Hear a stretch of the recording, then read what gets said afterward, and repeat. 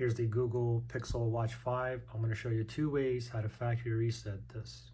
So the first way is on the watch itself. The other way is using the app. So the first way here is, let's just go to the watch. Let's go ahead and go directly to your settings. Slide down, go to the settings, the gear icon right there.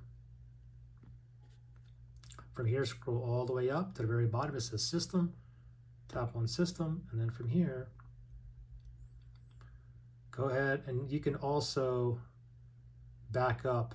I don't have a backup thing on here, but if you have backup, it should say you can back it up somewhere on here. Okay, anyway, the factory reset is disconnect and reset. Tap on that.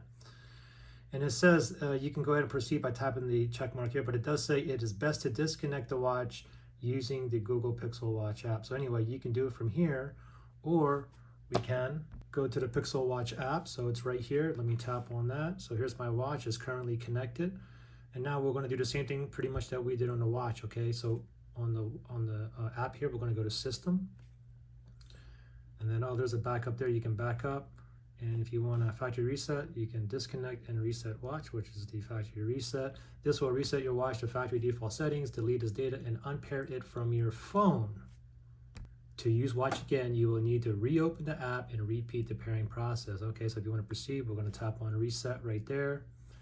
And then voila, we're pretty much done with the app here. Now we're just going to wait for the watch. All right, looks like it's booting up.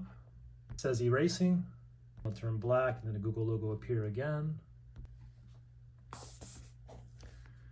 It'll be stuck on this Gemini Intelligence for a little bit, so let's just be patient. All right, that took a while. It looks like we're back in business. So now if the factory reset is complete, and I can start back over with a clean slate, or I can go ahead and sell this. Pretty simple.